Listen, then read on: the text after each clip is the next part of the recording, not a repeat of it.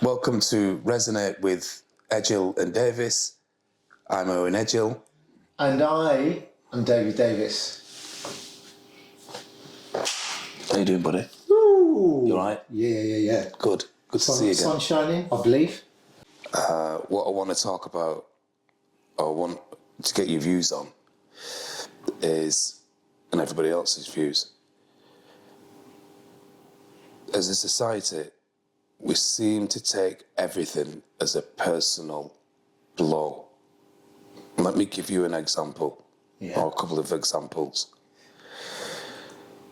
There are times when I've gone into the bank and it's been a massive queue and I felt sorry for myself because now I've got to queue up and wait. Or I'll go into where I do my shopping and there's a massive queue. It was like that today. Or wherever I seem to go, or wherever most people seem to go, and things happen, we always take it as a personal blow. I'm speaking for myself now, and hopefully people will resonate in yourself. So that situation, that example of going into a bank, and you go into the bank, and in most cases, there's only one teller on the till, as it were. But yet there's 10 people in front of you, and you're thinking, why have they not got anybody else on another section to help people? Okay. So in most cases, I take that as a personal blow because that's what I'm saying to myself. Why have they not got anybody else on? Can they not see it's a big queue? Can they not see that? But if you're in a shopping queue, or people take it as a personal blow, not realising. And it's only through me working on myself that I've become aware of it, that I can do something about it. But not realising that by taking that as a personal blow, we feel bad. And as a result of feeling bad, that goes into something else and something else and something else. So for me, I think what we need to do is stop taking things as a personal blow. Now, there are degrees in that. I'm just talking about on the everyday level. Can I test you just a second? Of course you can. Because this is your mug, this is your Resonate mug, and that's my Resonate mug. Right. So, just. Oh yeah, you're kind of like a bit twitchy about that, aren't you? Well, I'm not. Don't take it as a personal blow. No, I'm not. There you go. I'm not taking it as a personal blow, but I get your drift. What are your views on that? Do you know what? I'm kind of with you, and I've got a prime example. Go for it, man. It only happened last week. Right. Because, as you know, I went away on holiday. I had to kind of pack my bags by myself, get myself organised, and I won't go through the entire story. Right. But the queue thing, I will go through. Went to a particular airport in the north of London. No names mentioned, but it was chaos. Right. There was like no one, no marshals, no nothing to kind of point out where to go. It was, and I've never been to this airport before. So I think if you've been, you can kind of imagine, I don't know what chaos is. But it was pandemonium. And we all had to kind of go through the security bit, you know, you put your bags in, they x-ray it. Right. You have to walk through the thingamajig. Right. That's a technical word, by the way. You have to walk through all of that. And it was just, there were queues like this, you know, when they put the ropes up on the bands. And it was like a maze. Yeah. And there were different sections, one there, one here, one there. And so it looks as if there were like 1 million people in this what small area, and you're going backwards, up and down, and I'm thinking, wow, and people were moaning because their flights were going to be delayed, and well, not the flights, they were going to miss the flights. Right. Because this queue, you don't know how long it's going to go. Anyway, 45 minutes later, I get through, my bag's all I've got is my rucksack, that goes in, it's been x-rayed, I come out the other side, and where's my bag? no bag. I'm thinking, hang on. So there's a lady, part of the staff, because she's in uniform, collecting the trays. Right. So I said, excuse me, but my bag hasn't come out. Where would it be? She said, oh, he's probably going to have to join that queue there, which is, again, a lengthy queue. Right. Where there's something in your bag, the x-ray's picked up. And there's loads I'm thinking, I've got to go to the back of that queue. Right. Which I did. Yeah. And I'm thinking, my flight now is going to be called possibly in the next 30 minutes. Right. And I'm about 25 in this queue. And the customers, they've got their gloves on, they're going to people's bags one by one, taking items out one by one. I thought, I'm not going to make it. And I felt myself getting so stressed. Right. And then I thought, there's nothing you can do. So if you miss the flight, you miss the flight. Right. Yeah, it's bad news if you miss the flight, but you just got to breathe and calm down. But there are so many people. Did you take that as a personal blow? I did initially. Of course I did. Right. Because I could feel my blood pressure just rising, and I started to get, and because I'd already been through this, and thinking, well, I'm going to be on time anyways. It's not a problem. And more people were behind me that weren't going to be on time. Then I got through this particular stage, and then that started to hold me up, and I'm thinking, I'm not going to make it. Right. So I could understand what those people back there, Yeah. but I had to just take it in within myself to go, calm down.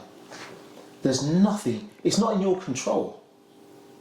Whatever it is in your bag is because you put it there, you've messed up. Right. So don't blame them Right. as the customer, they're just doing their job. Right. You, Right. somewhere along the line, messed up. Right. And I knew what I'd done. Right. You know the plastic things where you're supposed to have 100 ml of Right. liquid? Yes. I'd left that in my, instead of taking it out, Right. I left it in my sack. So Right. of course they want to check it. And that's what a load of other people had done this. Right. And everyone's getting irate, and I'm just thinking, what can you do? And so initially you took it as a personal blow. Initially I did. Then you realised that what you'd done, that it was down to you. Down to me. So you didn't take it as a personal blow. But the vast majority of people did. There was mayhem. Then this is the point. That was a really good example, by the way. Thank you. It could be something like you take your car to get MOT'd and it fails its MOT. People take that as a blow. As opposed to thinking, it's failed its MOT because there's something wrong with it. Something needs to get right with it, and then I'm going to be all right. We always take it as a personal blow, right? Any situation we take as a personal blow. And like I mentioned, I'm not talking anything really, really serious. I'm just talking on the everyday level. And I think the more often we can see that we're taking it as a personal blow, we can stop it, as you did in that example. Otherwise, it's just going to make us feel worse, as you mentioned with the other people in the airport. Imagine what they were thinking. Imagine how they dealt with that. When they got to the destination, or when they got on the plane. Or if some of them didn't get on. Yeah. I know some of them did not get on their Right. planes. Imagine how they would have taken that. They would have taken that as a personal blow. And then that would have perpetuated something else going on within themselves. Because what was happening in this particular instance, and what can happen in any instance, as you've mentioned, it will have a knock-on effect with other people. Because other people are going to be involved. Yeah. And it could relate to absolutely anything whatsoever. Anything. But primarily because we're taking everything personal. Now, people can say, yeah, but it's related to me, so it is personal. I get that. But we're talking about when something happens, have you got the awareness to be able to say, there's nothing I can do, I'm in this queue. Especially if it's out of your control. Especially if it's out of your control. There's nothing I can do about it. I can moan about why nobody else is serving on another till. Yeah. I can moan about that and justify it to a degree. But all it's going to do, if I'm not mindful, if you're not mindful, if we're not mindful, it's just going to wind us up, isn't it? Stress. It's just going to stress us out. It's just going to get us, angry or just disappointed. Yeah. When really, we didn't really need to get to that point. Then you start blaming. Yeah. other people. We didn't really need to get to that point if we'd have looked at it in a different way and not took it as a personal blow.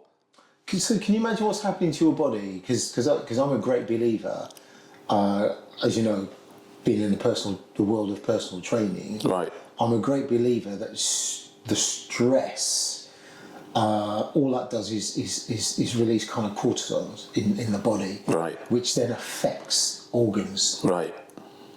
And if you're constantly putting yourself under stress, especially knowing that certain things are just not going to be in your control. Right. But what you can control is your body, what your thoughts and your feelings and attitude is towards something that you either disagree with or don't agree with. Right.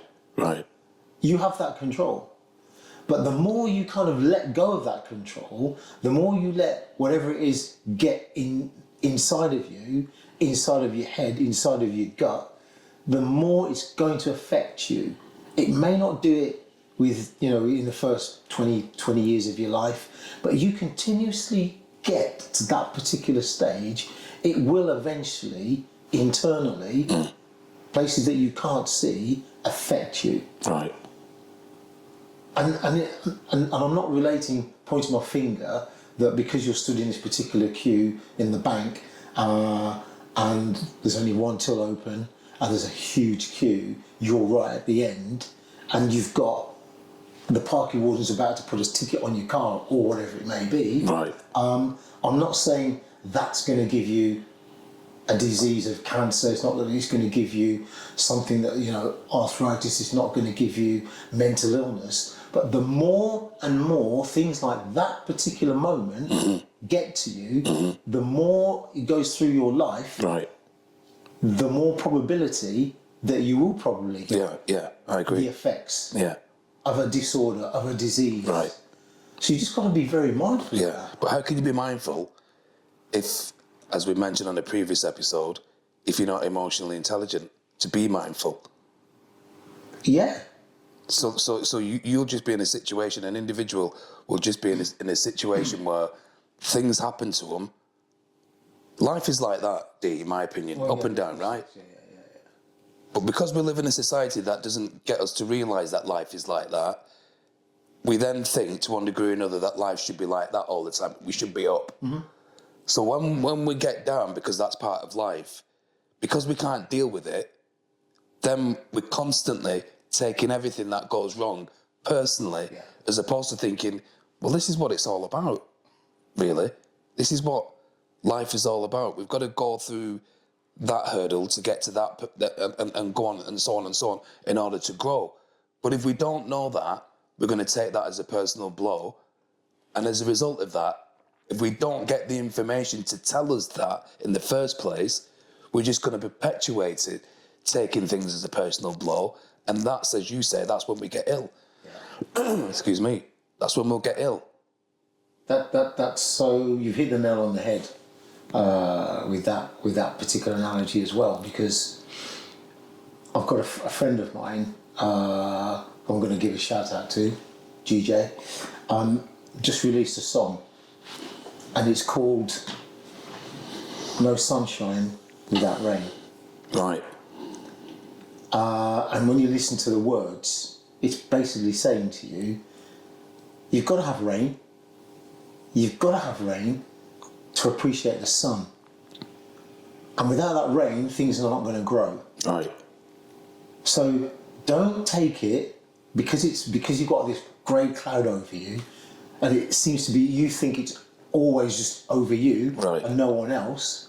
Don't take it personal, because you've got to have that grey cloud to release. When that sun comes out, you just go, oh man, that's so wonderful. Right. Because if it was just sunny all the time, if you were happy, if there wasn't that Christopher wave constantly, as you said, as we all go through life, if there wasn't that, you've got to have bad times to have those good, is basically what the title is saying. Right. But at the same time, if individuals are bombarded by adverts and magazines telling them that life should be like this, and they're not aware that Instagram. it's like that, then they're just going to focus on, well, it should be good, it should be good, it should be good. So when it's not sunny, we then get depressed because we're thinking, well, it should be good because life should be good, because that's what society says. It doesn't say anything about, well, it's going to be like that. And it's with that emotional intelligence, when it's like that, you're able to get yourself back up a bit quicker and then appreciate it. As you say, you can't take it personally. Look at, Instagram's another prime example, isn't it? Right. You take a photo, big smile on your face. Yeah. You're on holiday again. You've got these massive big sunglasses on. Right. What they haven't seen when you take those sunglasses off is that person got 2 black eyes. Right. Because they just had a fight with their boyfriend or vice versa or whatever. Right. But you're looking at Instagram thinking, oh, she's on holiday again, having a great time. Why can't I do it? Why can't I be the one on holiday? Right. Taking that as a personal blow. Taking that as a personal blow, Right, when yeah. the reality is, it's not all a bed of roses. Right.